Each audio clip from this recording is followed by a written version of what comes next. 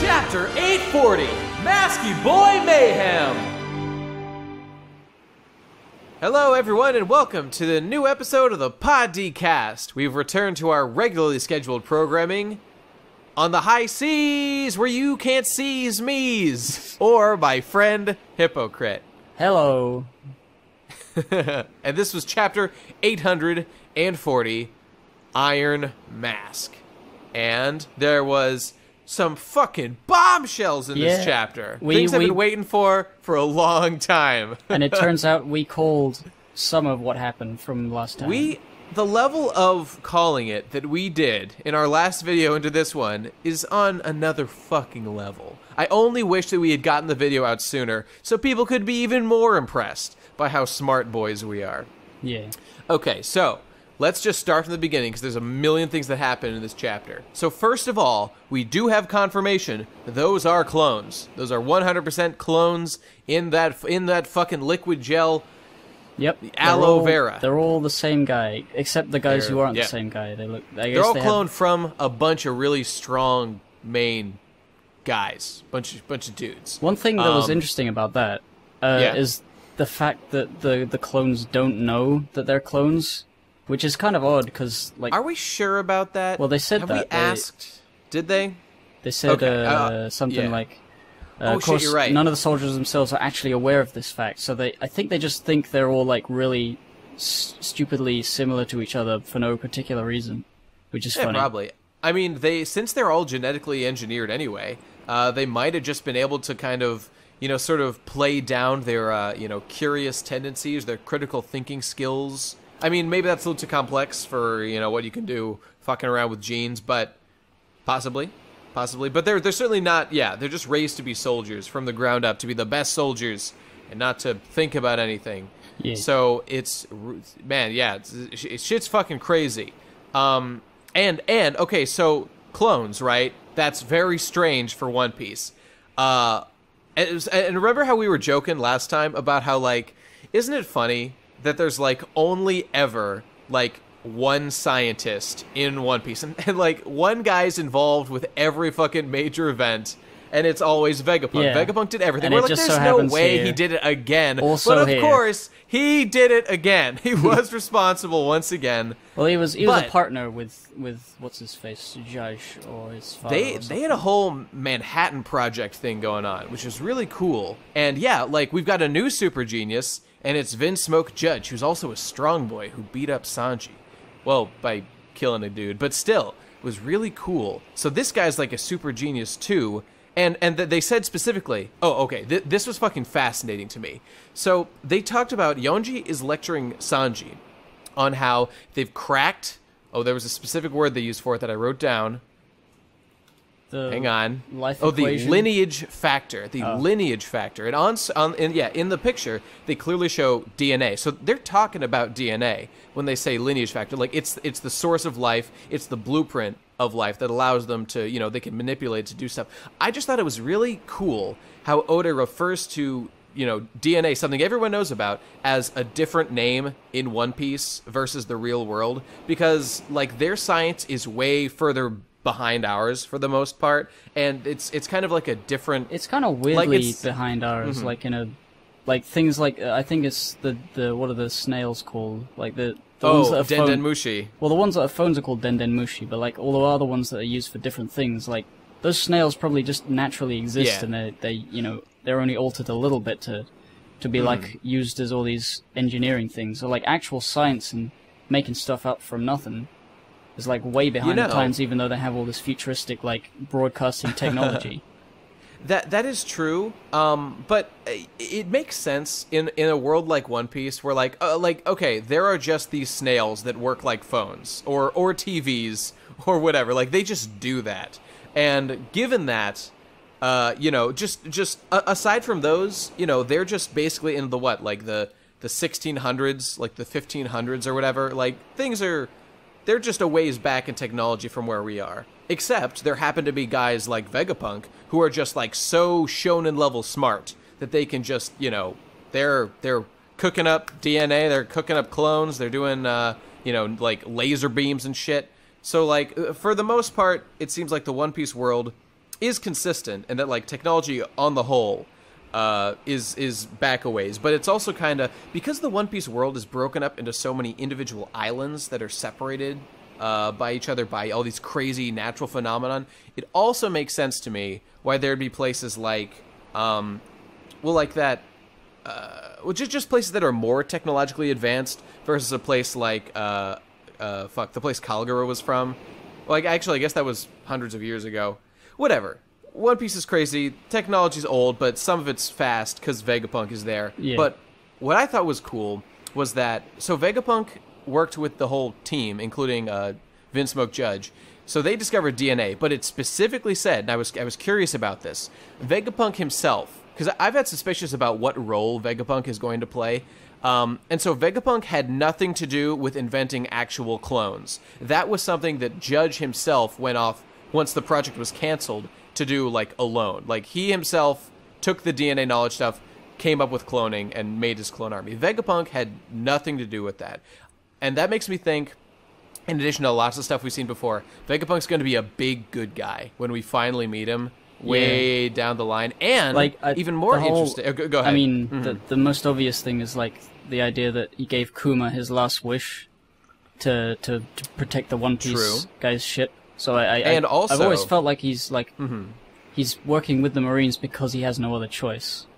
And we got a big hint about that this chapter when they said that, like, after this Manhattan Project thing was broken up, the government arrested Vegapunk. Yeah. And so he was fucking locked away. I mean, who knows how long? We don't know what kind of deal they worked out, but that right there is a big hint about his motivations and you know, what kind of a dude. Oh my god, who the fuck is Vegapunk? I want to know so bad. And also, by the way, I always picture Vegeta because it sounds like, it looks like I hope it's just Vegeta. That would be with a mohawk this time. Maybe he's like, man, he could be anything. He could be a little lolly. He could be a. I don't even know if we know for sure he's a man. You don't know that. You don't know that. He's like, he should be a few years older than a lolly. Well, whatever. You don't know. He could science himself a lolly, man. He's the smartest man who's ever fucking lived. You're right. He could be just he could be a brain in a jar with lots of different bodies. It's totally possible. And by the way, I was going to say that another good thing Vegapunk did was his icy island where he grew up. Like, he made them a bunch of technology to, like, survive there and stuff. So, like, he's a good guy. He helps out his community. But, okay, anyway. So, this is, like, God, this was already a fucking mind blow. The idea of genetic manipulation in One Piece. It's now canon. Clones are real. They're among us. They're out there. Huge deal. So, that's just, like, politically huge deal. Okay, so... After that, the next massive thing... Sanji and his boys and the dudes. Okay, so we said they were clones, and the chapter was very clear. They are not They're clones. Not clones because they both have a mother and what was the thing the guy said? He said he altered their DNA, their genetics. They are genetically enhanced Ubermenschen. So they're just enhanced. So they're actually incidentally, related. Which is another, like, genetic manipulation was another thing the Germans, the Nazis, had a lot of interest in, by the way. Yeah, because Captain America, you know? It's true, it's all real. They used gamma radiation, which probably affects your genes. I don't know. Whatever. But, yeah. So basically, everything we said about how, like, they were more or less clones. They're genetically engineered super soldiers. But... So the whole, him, you know, Reiju, Ichi, Niji, Sanji, and Yonji, all genetically enhanced Ubermenschen. But fucking Sanji, exactly as we predicted, is defective. And in this case, defective means a normal human, according to that doctor man. Holy shit. There was one thing I can't believe it. It is pretty interesting that we got it like that. But there's one thing the old scientist guy said in the Forget Vegapunk, flashback. Dude. We're the smartest boys on the Seven Seas. Not that guy. The guy in the flashback, the guy got the clipboard and he's talking about that guy. Mm-hmm. He's saying, on paper, all 4 of their genes were in fact successfully modified. Right. But for some inexplicable reason, Sanji's not working. Right. I think that could be an indication that Sanji could, at some point, suddenly get those powers or, like, become stronger in that way. That's what I've heard people be, like, rumoring about. I'm not sure whether that's, like, a good idea. Okay, but it's possible. I have a few notes I took about that, and I definitely want to talk about that. But let's just come back to that after we get through the rest of the events of the chapter, because we will certainly discuss that more. Okay, and as you said, we also learned, just dropped casually, Sanji... Okay, so here's the thing. They talked about Sanji's mom. It was referenced a couple times about how, like, your father, produced you as normal kids, like, your mom is real, and they dropped the bomb. Sanji, quit cooking things. Your mom's dead. Forget her legacy of cooking. Forget about cooking, dog. I'm glad you picked up on that, because if you didn't, I was going to tell you off. How could I not pick up on that? I'm the smartest One Piece boy. It's essentially proven that his mother is the result. Is the reason that he likes to cook.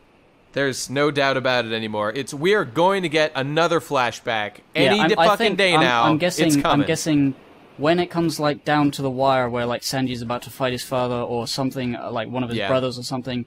Then we'll have a flashback showing his mother and what happened to her. I can imagine what would happen.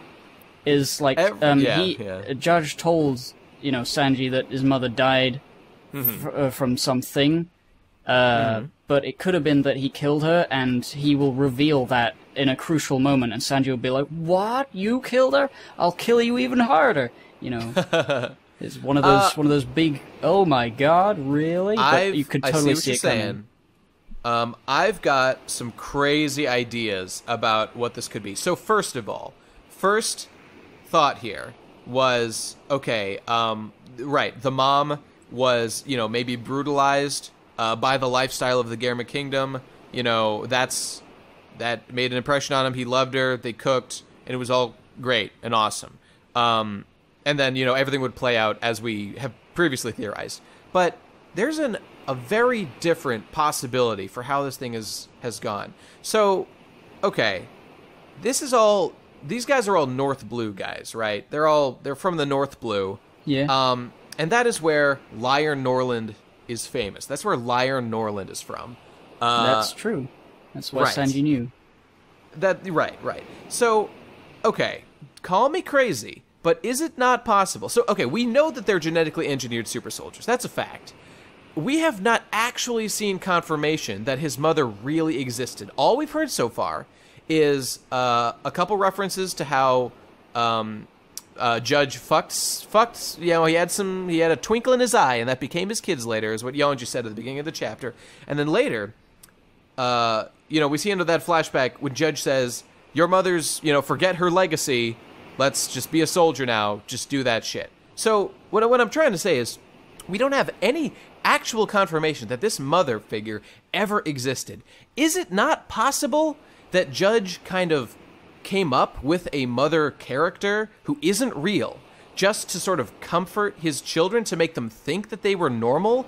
And is it possible there is no mother? And Sanji... Okay, just picture this. Just picture this. Sanji's whole dedication to the cooking arts is based on what we've just discovered, this reverence for his mother. That's where the seed came from, and he's based his whole fucking life around it. I find it hard to believe. North Blue Man is full of liars. North Blue is liar central. What would he fucking do if it turns out his whole life was based on bullshit that his dad fed him when he was just a little child to keep him in line? What if? There. Liar Norland was like a legend, a myth, like it was hundreds of years ago, and it's a children's story to, like, prevent kids from lying, to show that if you're a liar, you get executed. Like, there's no reason that would mean there's more lies in North Blue than anywhere else. Okay, I'll admit that one's very tenuous. I don't know, dude. This theory seems like it could be real. They're fucking genetic monsters, man. I don't see why he would make up a story about the mother and then have the story of the mother say, yeah, your mother used to cook, and then Sanji's like, oh, cool, cooking. It's like, no, I don't want you to like cooking. I just said that as a joke. I'll admit that this theory is predicated on one idea that might be far-fetched, and it's that the Judge Man has something of a soft side, and my suspicion, this is in the theory, is that he's being shown to be a real hard ass right now, so that later on it can be revealed. I mean, if this theory is true, it would be revealed that he has a little bit of a soft spot, and like he came up with this idea of like a mom, a fictional mother character, and like told Sanji about it in a moment of, you know, like compassion for his kid who was getting fucked up. It's obviously that seems far-fetched, but all right, I'll tell you what sounds about. a little bit more likely. If he does have a soft spot, it's the soft spot that he had for his wife before she died, and since she's died, he's just sort of become less nice and evil and very possible. Just like Tywin Lannister, you know, the guy. You know, always back to Tywin. He's right. Clear influence on the older man. It really does seem that way. Especially, I thought that, like, I was reading this chapter and was thinking, you know, a political marriage is very Game of Thronesy. I wonder if Oda really is being influenced by Game of Thrones. I mean, I don't know if he knows the series. And I know it's a common thing, but it's like the most popular series in the world, besides One Piece, of course. I'm sure he'd enjoy it, something like that. Yeah, it's just, this is sort of a different tack from a normal One Piece story. And I don't see anything like, there's a bunch of comparisons there. I'm not saying there's anything wrong. I'm saying it's cool. I'm just theorizing perhaps there's some Game of Thrones influence going on in the story. You were talking about, like, Lyra Norland. What was the name of the other guy? Like, Montblanc Cricket? No, the sky guy with the big long hair. Calgary, yeah, that's the guy. Coolest guy ever. Vinsmoke Judge's hair looks kind of like Caligara's hair. True. I don't know. The comparisons. They're there. There's the clue. There's the blues clue. We found it. Yes. Yes, agreed. So, I was going to say something. Oh, you know what else we saw? We finally saw that fucking rat that's been referenced yes, it repeatedly. Wasn't actually so peasants, it is a real rat. It's a real rat, rat, which makes sense, and I get it now. It's funny. It's funny. I like the bit where it's like, Sanji's like, "That tastes good, doesn't it?" And the rat's like, "What the fuck are you doing?" Yeah, I think the rat isn't like a pet. It's just like, holy shit, this guy keeps leaving food for me, but I'm scared of him because he's big, and he'll kill me because he's a big human boy. He was... And then he was thrown out the window and died. Well, Sanji is the coolest. Sanji, maybe he didn't die. Maybe was the a good rat boy. will come back. The rat will be back. He's still around. He ate the live forever fruit. Yes. Oh my god, it's fucking insane. Jesus Christ. I think there was another point I wanted to make in there, but whatever. If I remember, I'll come back you might to want it. to talk about the short battle they had before the flashback with Henry Needle. You know, that attack was pretty interesting. Oh, by the way, I was wrong. The girl does not, in fact, have normal Perona eyes. Those were her. She was spooked in one panel, and her eyes looked like Perona eyes. Yeah, I didn't know what you were talking about. In fact, has normal there. Nami I just sort of eyes. went with it. Perona has very distinct eyes, but whatever, I was wrong. Okay, anyway, Sanji's, whatever, after getting explained all this science shit by Yonji, Niji walks in, Sanji kicks him in the face, he's like, ow, and then they threaten Sanji, like, hey, we're gonna kill that dude if you fuck with us, and he's like, oh, I forgot, and then they beat him up. They shock him. They do a Henry Needle or something, which I don't know what it means, but it's I think Henry Needle might, I mean, it looks like an electric attack, it might be like some good old Victorian guy that I can't remember the name of. I was kind of thinking that Henry Electronics might be like an old, like, fucking 18th century electronics company. It may be named after I don't know. Old Victorian scientist guy. It feels like that. Yeah. It's something like that. I don't know. Anyway, Sanji gets his shit kicked in, and it was brutal. But what's the girl's name again? Cosette. Right? No, the sister.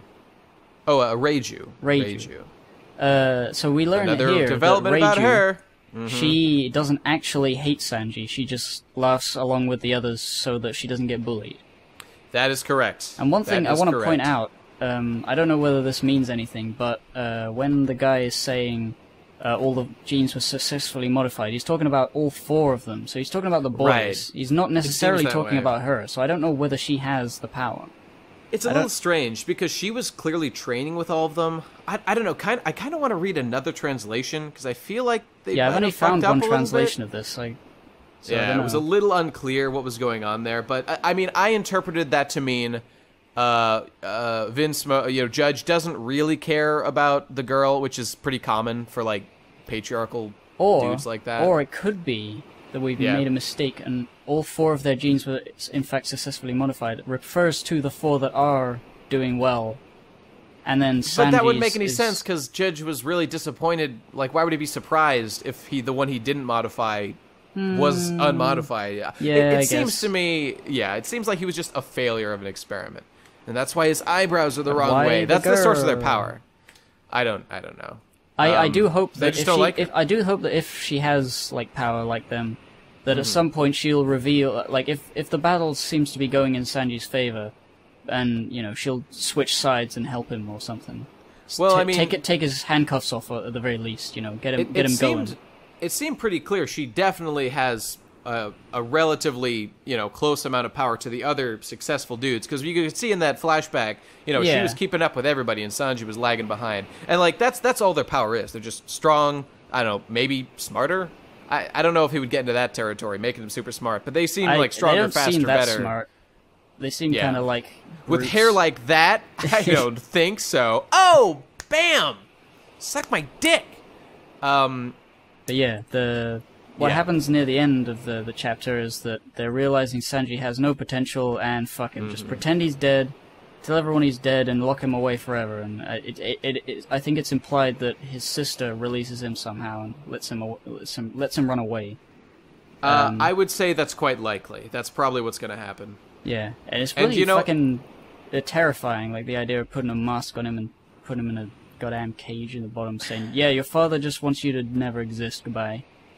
Yeah. So first of all, it is in fact devastating that they hold a big funeral. They're just like, "You're done. We don't want you. We want you gone." So God, just the idea of having an iron mask locked onto your head is like viscerally horrifying to me. Yeah, I think it used to be like a torture device in the Tower of London. I can't remember correctly, but I think I've heard of that as an actual real thing. It's a real thing, all right. So this chapter was called Iron Mask, so obviously it's a big deal. But the thing is, so in another tremendous parallel to French society, so the Iron Mask, and specifically the man in the Iron Mask, is a historical figure from French. I don't want to say folklore, because I'm pretty sure he was real. Yeah, he's a real dude. And there's been theories for many years as to who he is. But a popular one in pop culture was that he was the illegitimate elder son of, like, Louis XIV, I think. And so was, like, wasn't the true heir, quote-unquote, but was, a potential rival to Henry XV. I might be fucking up the numbers, but it's one of those.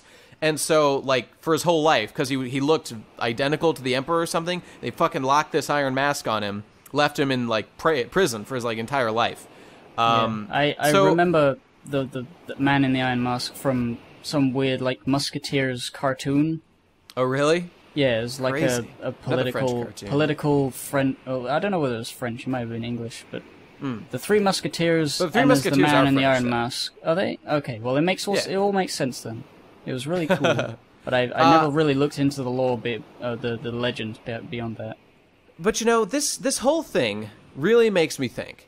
All these like connections to like France and like, so the man in the iron mask is like, they thought he was a prince. Like that's the story, that he was like a prince, or an heir to a potential heir to the throne, essentially a prince. And Sanji is a prince of the Garima 66, Garima Kingdom or whatever. But like it makes me think back to like, remember when Sanji in the Alabasta Saga was Mr. Prince? So kind of we were given hints all the way back there, and all along his whole time in One Piece, he's been a guy whose face was like always hidden from sight. He was always kind of behind the scenes on the world stage. His poster was always had to be drawn because he was never around. He would always go off and do secret side missions while other people were taking the spotlight. And incidentally, he met Iron Mask Duval. Is that a coincidence? Iron fucking Mask Duval. So, like, did Oda plan all of this? What's the story here, Oda? How much of this did you plan? I think it worked so perfectly. He must have planned it at least before he made the Mr. Prince reference. But I don't think all I want to know, right at the very beginning. I'm not sure. All I want to know is when Oda was thinking up the character of Sanji, who, by the way, is based on Steve Buscemi from Reservoir Dogs, was he imagining Steve Buscemi as a prince? Like, hey, what the fuck, man? I'm fucking Steve Buscemi, and I'm a prince of Garima Kingdom. I cook guys, and I like sexy girls. The thought seems incompatible to me. So I am of the opinion that he came up with it when he came up with Mr. Prince. That's my theory. I don't know whether it's like at the same time, but just looking the same at Sanji, time, damn it. Looking at Sanji with the blonde hair and the suit and he dresses very well. Sort of the well dressedness. You could make the argument that he looks like a prince the whole time. Oh my God! What if this is the explanation for why he dresses so well? Because he's like, yeah, I know you guys are little shits, but I'm a royal, so fuck you. I'm gonna look fancier than everybody. Well, I don't. Maybe that's just subconsciously, way deep down, he likes to look fancy. I don't know. Kind of cool. I guess. I always wondered why he liked to dress fancy because nobody else did. Not even nobody on the Barati. Else on the Barati, they're all just chefs, and he found a suit or bought a suit. I don't know where he got it. They obviously. I mean, I think I think at one point I assumed that this because he was like a ship boy, a kitchen boy, cooking boy on a fancy ship that he saw people with suits a lot. So he's like, those are cool. It was a very fancy ship, that's true. Yeah, like there were a lot of sexy ladies and cool dresses and guys looking all spiffy. Oh, and by the way, I wanted to say this before, but when he was, the very end of the chapter is when Sanji's been locked away in the basement and he's got the iron mask put on him. Like his cries of like, just, Dad, let me out, or Father, let me out. I'm sorry for being born a weakling. And just nobody gives a shit. So fucking brutal. And you know, this chapter, so I'd previously said that Reiju, I hated her and wanted her dead. I was playing into Oda's hand. He played me like a fiddle, because I know he wanted me to hate her back then and think she was just one of the bad guys. But, so I sympathize with her, because she was put in a place where she had to play along with her brothers and bully Sanji, or she would also get bullied. But at the same time, also fuck her, because, like, we're making Nazi comparisons with these guys, right? Like, there were a lot of quote-unquote, you know, good people who were Nazi soldiers, but they still, you know, they didn't want to kill all the Jews or, like, do any of the fucked up shit they did, but they did it because they were ordered to. You don't know that. Hey, you know, I'm just saying, I'm theorizing. You don't know. You're right, they probably all wanted to. But in theory, there could be some soldiers who didn't want to kill people, but they did it anyway because, like, if they didn't, they would die. But, well, yeah. you know, I mean, sometimes... That's true for every, like, evil dictatorship thing. Sometimes you gotta die instead of murdering people. And the same principle applies here. Sometimes you gotta get bullied so as to not be a bully. Like, that's not the same for every dictatorship. That's just the same for, like, being in a place where you got a gun and somebody's controlling what you do. Yeah, that's true. That's very true. You could be told to kill little babies, but you might not want to. Yep. I mean, Sanji was kind of a little baby back then. I bet they would have killed him. Well, I guess they would have just locked him away for life. I don't know. Anyway, okay. So that pretty much covers the events of the chapter. But I do want to get back to the discussion we brought up earlier. Okay. So with the introduction of genetic manipulation and the revelation that Sanji is in fact a genetically, I mean, enhanced, but it didn't necessarily work out that way, but he's a genetically enhanced human being. Okay, so first of all, that is a big, like, tone change for both the series to me, because now it's kind of getting all this, like, what is a human being, kind of philosophical stuff, like, what is it that makes humans human, and, like, what are they changing about, what are the Vinsmoke children now that they've been modified? Like, what conditions do they have? One part of the, like, progress report that really unsettled me was, like, talking about an outer skeleton growing. Yeah, what the fuck was that? I have no idea what that means. What they mean is just like really strong skin or something, but it was really gross sounding. I don't like it. Wait a second, hang on. Remember how Poison Girl could suck poison out of Luffy? That seems like a superpower. Then you know, Reiju. Reiju sucked that poison out of Luffy when he was dying. That seems like, I mean, we would have thought devil fruit, but maybe that's just a fucking superpower. Damn. Well, we don't actually know that's a devil fruit. She just did that, and it could just be, you know, quote-unquote genetic enhancement. Oh, it could be like a weakness, immunity to stuff. They could never be weakened by natural forces. They've got the. Well, they can't even get AIDS. They can't. Well, she definitely can't get AIDS. She can fuck anybody. But I'm just saying, like, maybe her power was like a specific, you know, like X-Men style mutation that they gave her. Or like they like deliberately super gave her a powers. specific thing, and the others have specific things as well. That's what I'm thinking might be true. And you know, I wasn't really looking, but I don't know if Electric Boy Niji like used superpowers to make that electricity appear, or if he just used some equipment like his dad did when he was fighting Sanji. I kind of want to go back and check that because I'm not sure Let's go back. Which way that's going. You can click away. Okay, you do that. But while you're doing that, I feel a little bit unnerved about the character of Sanji now, and it's for a couple of reasons. So now that we know Sanji is 100% a genetically engineered human being, it requires almost an entire re-examination of the character. If you want to, like, understand what this character has done, like, what, of their own agency, what kind of person is this character versus, like, what were they engineered to be? And furthermore, it really raises the question of, like, free will and, like, is Sanji... Okay, so let's say, for example, it does, because think about this. If it comes down to it, and Sanji is fighting his brothers, let's say Sanji loses. That means, I mean, in theory, that would mean Sanji is, like, he was programmed weaker, he's a shit guy, like, he is genetically inferior, he always will be, and that kind of affects the tone of the character, like, he's a failure, he's a shit dude. But, what if he beats them? Like, let's just say one-on-one, Sanji's up against his brothers. If Sanji beats them, what does that imply about who Sanji is? Because does that mean that, what if from the very start, Judge had actually programmed Sanji and maybe didn't realize it or frickin' forgot or something? Like, Sanji was the long-term dude. Like, Sanji went his whole life, had all these life experiences, and then, like, over time, he got good and, learned these things. And, like, if he's stronger than them now, like, what does that say about, like, what he was able to choose for his own? Was he programmed to do the things he did in his life? I think you'd be looking a little too deep into, like, you can't look too deep into this shit. How the genetics work, because I think that the point is that they were given, like, massive potential, and Sanji just failed to... But what does that mean? What does that mean, though? It meant, like, they could very quickly become, like, as strong as adults as children. That's what they were saying. But so Sanji was just still the strength of a child. But based on that model, they would only just be strong children and would, like, cap out once they were adults, right? And it sounds like Garmin Man wants super ubermenches, I mean, they are super duper dupers. The thing is, like, Sanji's been, like, training his whole life, being, like, the waiter, and then with the Luffy, and then the 2 years on the gay place. Yeah.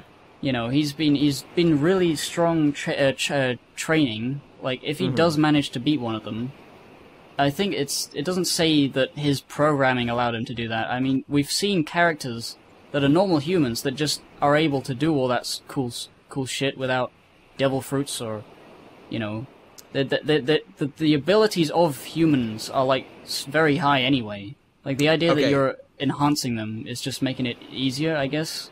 See, that's where that helped me crystallize, I think, a thought that had been bumping around in my head.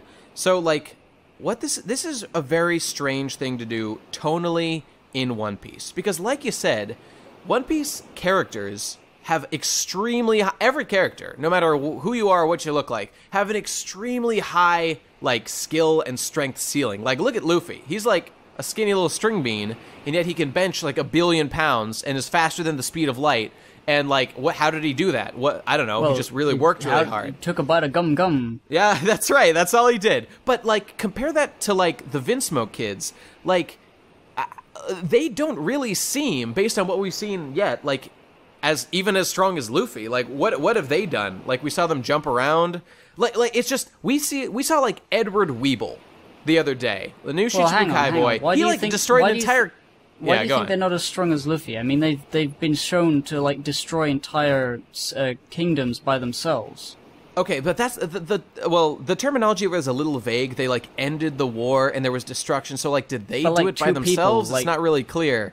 I mean, like, someone like they probably Luffy brought their soldiers. Could probably defeat, like, 200,000 people on his own. Okay. Here's my real point. I have not yet seen really the tangible benefits of this genetic engineering on these, supposedly vastly superior human beings. And it's kind of like how fishmen in One Piece are supposedly 100 times stronger than an average human, and yet that never really seems to matter. Like, it matters when they're fighting, like, Usopp, but Usopp beat the fishmen he was fighting, so, like, who's actually stronger? I think it's weird, you know? What it really means... it's strange. I think I mean, especially with the fisherman thing, like, I think it's just that they have a very high, what do you call it, skill or power floor. Like, it's impossible for them to be weaker than a certain amount, and they can be incredibly strong. So it's like, every fishman is at least 100 times stronger than a human, but a human can still be stronger than a fishman. And with this genetically advanced stuff, these kids, they're able to, like, beat the shit out of, like, grown men as, like age 8 or whatever. So the skill floor is, the power floor is very high. But if they hadn't trained properly, or if they just, like, been lazy, or I don't know, they wouldn't have gotten further than, I don't know. Okay, I'm just saying I see what you're saying. They're starting at a high place and they're going forward, but if you work harder than they do, then you'd still beat them if you're just a normal human. Is what the idea that I'm getting. I see what you're saying. I guess, and you know, that all makes sense, and that seems reasonable.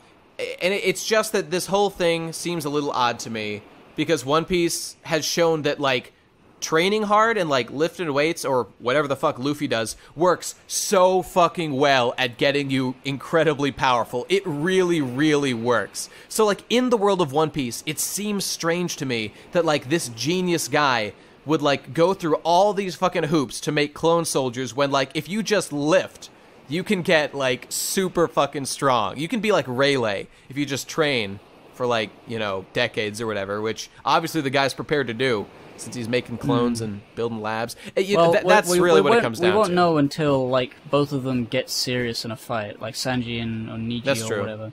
That's true. And, Ichiji. yeah, so right. Yeah, so those are my concerns. Oh, and by the way, okay, so that's...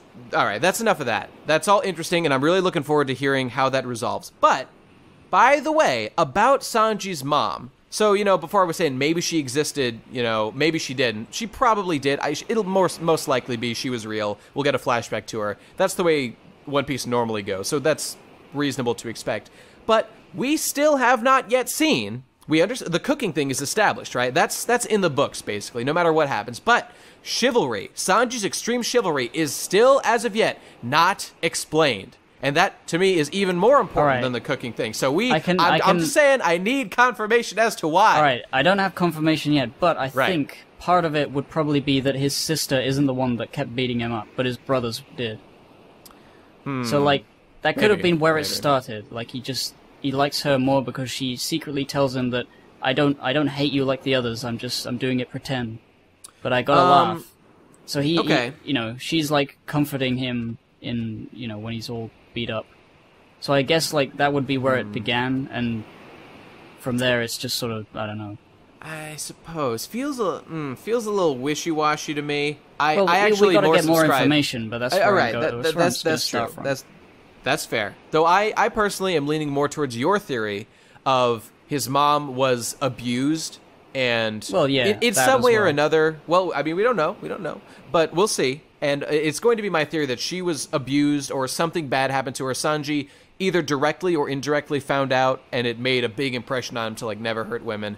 You know what? Based on this cooking thing that was addressed, I think Oda will do it. I don't think he's going to forget. He seems like he's on top of shit. So, man, and he's doing things I did not think we would see in One Piece. Fucking DNA, genetic manipulation, shit, clones. I mean, yeah, they're all clones. Even if you think, like, the whole cloning thing is, like, that seems tonally odd for One Piece. A lot of things, like, used to feel tonally odd for One Piece until they were introduced and they became just part of the world. Like, I'm just saying, like, the fact that he's adding new stuff even this late in the game is really cool. Like, he's still being creative with things. It is cool, and I'm glad he's doing things like that. And I guess I should say, maybe tonally isn't the right word. It's just kind of based on the rules of One Piece and, like, how effective, you know, like, training has been shown to be. It seems a little bit out of place. It just seems odd to me that, like, a genius like this guy would choose this route when the other one is, like, the results are demonstrable about how good lifting weights works in One Piece for getting superpowers. But that's okay. We can come back to that another time. Man, whew, a lot of shit in this chapter. That was intense. That was fun. And I hope you had fun, listeners. Yeah. Leave a like on this web zone. Mail me for a punch in the face, and I'll give you one on your birthday. Thank you, everyone, and we'll see you next time. Goodbye.